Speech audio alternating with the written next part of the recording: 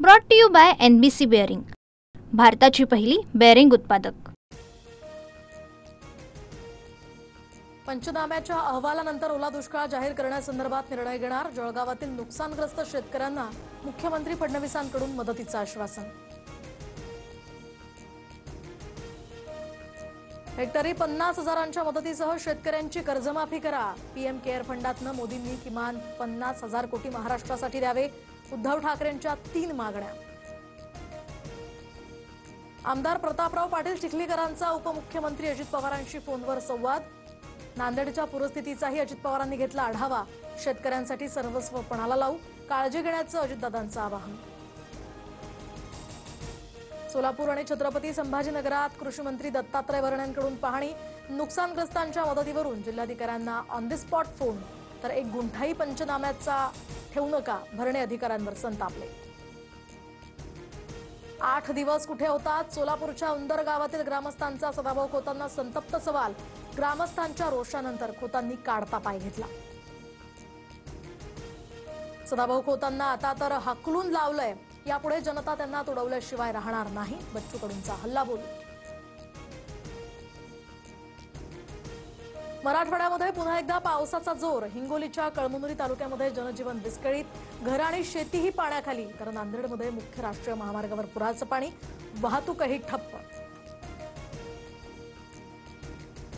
धाराशिवच्या भूम, परांडा, लोहारा, उमरग्यामध्ये मुसळधार पाऊस। पाथरूड, आंबी या दोन्ही मार्गांवरची वाहतूक पूर्णपणे बंद। नदीकाठच्या अनेक घरांमध्ये पाणी शिरल्यामुळे नागरिकांचं जीवन विस्कळीत। बीड जिल्ह्यामध्ये पुन्हा पावसाचा कहर, शेतकऱ्यांची चिंता वाढली। परळीच्या कन्हेरवाडी ते देव्हाडा या रस्त्यावरचा पूल वाहून गेलाय, तर छत्रपती संभाजीनगर जिल्ह्यातील सीना नदीसह इतर नद्यांनी रौद्ररूप धारण केलं। सातकुंड धबधब्याचंही रौद्ररूप समोर।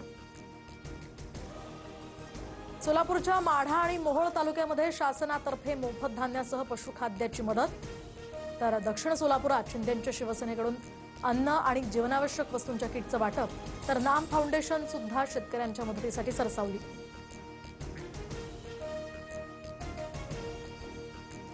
नुकसानीनंतर बीडमध्ये सरकारी मदतीचं वाटप सुरू। आमदार संदीप क्षीरसागर आणि तहसीलदारांच्या उपस्थितीमध्ये 10 किलो तांदूळ आणि 10 किलो गव्हाचं वाटप। तर नाशिक, ठाणे, पालघर, रायगड आणि पुणे जिल्ह्याला पावसाचा रेड अलर्ट, तर रत्नागिरी, सातारा, कोल्हापूर, सांगली आणि छत्रपती संभाजीनगरला ऑरेंज अलर्ट जारी।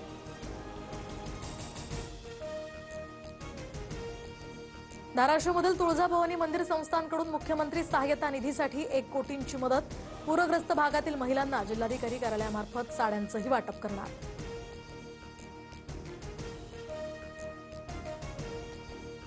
नागपुरात राष्ट्रीय स्वयंसेवक संघाचं सर्वात मोठं पथसंचलन। संघाच्या स्थापनेला 100 वर्ष पूर्ण।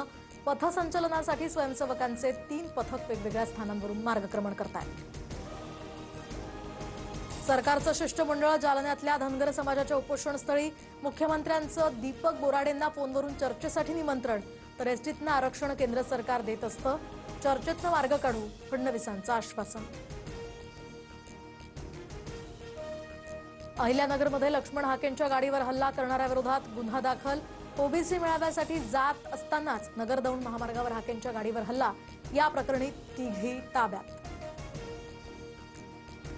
अखेर शनी शिंगणापूर देवस्थानचं कार्यालय सील। जिल्हाधिकारी पंकज कुमार आशियांकडे तात्पुरता कारभार। देवस्थानावर भ्रष्टाचाराच्या गंभीर तक्रारी आल्यानंतर ही कारवाई। 2029 पर्यंत मी राज्यातच काम करावं अशी पक्षाची इच्छा, तर पुढील काही वर्षांसाठी विकासाच्या योजना केंद्राला दिल्यात। पत्रकारांसोबतच्या औपचारिक गप्पांवेळी मुख्यमंत्री फडणवीसांचं वक्तव्य। बीएमसी महायुती एकत्र लढणार, तर ठाण्यामध्ये शिवसेना स्वतंत्र लढू शकते। शिवाय पुणे, पिंपरी चिंचवडमध्ये शिंदेंसोबत, तर दादा स्वतंत्र लढणार। पत्रकारांसोबतच्या गप्पांवेळी मुख्यमंत्र्यांचं भाष्य। Brought to you by NBC bearing, भारताची पहिली बेअरिंग उत्पादक।